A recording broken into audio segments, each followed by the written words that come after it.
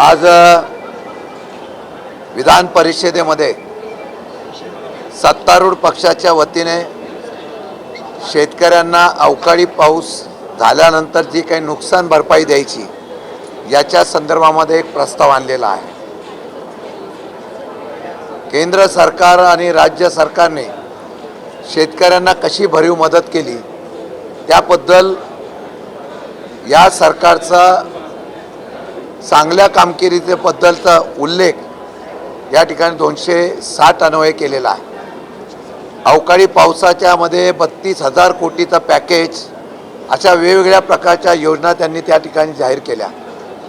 मी या सर्व गोष्टीवर विषय मांडत असताना राज्य सरकारकडून संबंधित मंत्र्यांनी उत्तर देताना नक्की किती नुकसान झालं त्याची आकडेवारी द्यावी, त्याचबरोबर त्या असलेल्या नुकसानीबद्दल सरकारकडून किती मदत झाली त्याची आकडेवारी द्यावी। गोल गोल उत्तर देऊ नये अशा प्रकारची मागणी केली। ती करत असताना आमची मागणी अशी आहे की केंद्राचेच मंत्री म्हणत आहेत की आमच्याकडे प्रस्ताव आलेला नाही, तरीसुद्धा केंद्राकडून इतकी मदत जाहीर झाली, हे जर अशा प्रकारे उल्लेख होत असेल तर ही फसवेगिरी आहे। मी त्यांना इशारा दिलेला आहे की उद्याच्या या असलेल्या अधिवेशनाच्या उत्तरामध्ये संपूर्ण शेतकऱ्यांची कर्जमाफी झाली पाहिजे अशा प्रकारचा उल्लेख करावा। तो जर केला नाही तर येत्या निवडणुकीला हाच शेतकरी तुम्ही वेगवेगळ्या प्रकारच्या योजना सरकारी तिजोरीतून आणताय। एखाद्या कर्ज वाढलं तरी हरकत नाही, पण शेतकऱ्यांची पूर्ण कर्जमाफी करावी अशा प्रकारची इशारा दिला। नाही झाला तर निवडणुकीला येत्या हाच शेतकरी तुम्हाला उद्ध्वस्त केल्याशिवाय राहणार नाही असा प्रकारचा इशारा दिला आहे। दुसरा विषय जो आहे, सिडकोने ज्याप्रमाणे मागच्या वेळेला पंतप्रधान आवास योजनेच्या माध्यमातून नवी मुंबई परिसरामध्ये LIG आणि EWS मधून ज्या योजना जाहीर केलेल्या आहेत त्यांच्या योजनेच्या माध्यमातून सामान्य लोकांना परवडेल अशा प्रकारचं घर देऊ अशा प्रकारची मागणी केली होती। या सदनामध्ये मी सातत्याने हा आवाज उठवल्यानंतर आज संबंधित उपमुख्यमंत्र्यांच्या समोर ही बैठक झाली। त्या बैठकीमध्ये सिडकोनी योजनेतून पैसा कमवण्यापेक्षा असलेल्या सामान्य गरीब लोकांना या योजनेचा लाभ व्हावा म्हणून दर कमी करावा अशा प्रकारची मागणी केलेली आहे। त्यामध्ये 1 लाख लोकांना घर देण्याच्या बाबतीमधला ती योजना आहे।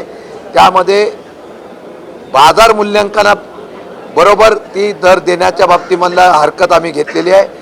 येत्या काही दिवसामध्ये त्याच्यावर निर्णय घेऊ आणि दर कमी करू अशा प्रकारचं आश्वासन या राज्याचे उपमुख्यमंत्री नगरविकास मंत्री एकनाथजी शिंदे साहेब यांनी दिलेला आहे, याचा आपल्याला उल्लेख करतो।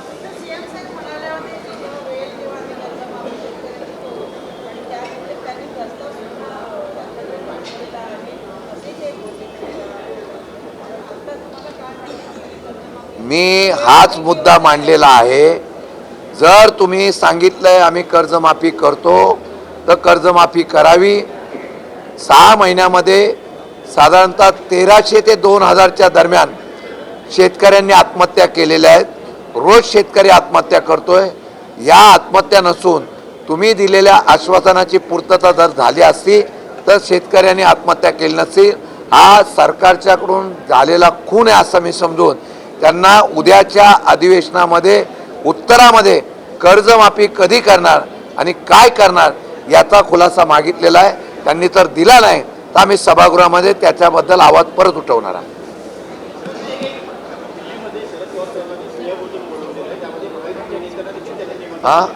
दिल्लीमध्ये शरद पवार साहेबांनी स्नेहभोजनाचं निमंत्रण महायुतीच्या नेत्यांना देखील दिलेलं आहे।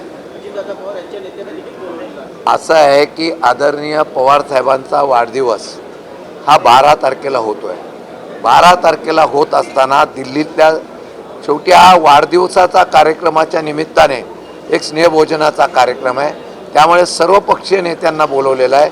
12 तारखेला यशवंतराव चव्हाण प्रतिष्ठानमध्ये त्यांचा पक्षाच्या वतीने वाढदिवस साजरा केला जाणार आहे।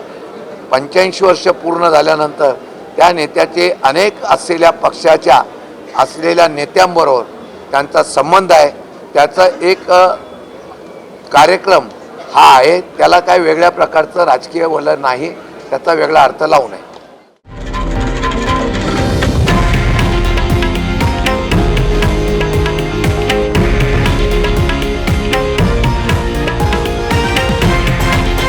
हे आहे देशातील नंबर 1 न्यूज नेटवर्क आणि आपण पाहत आहात TV9 मराठी, एकमेव.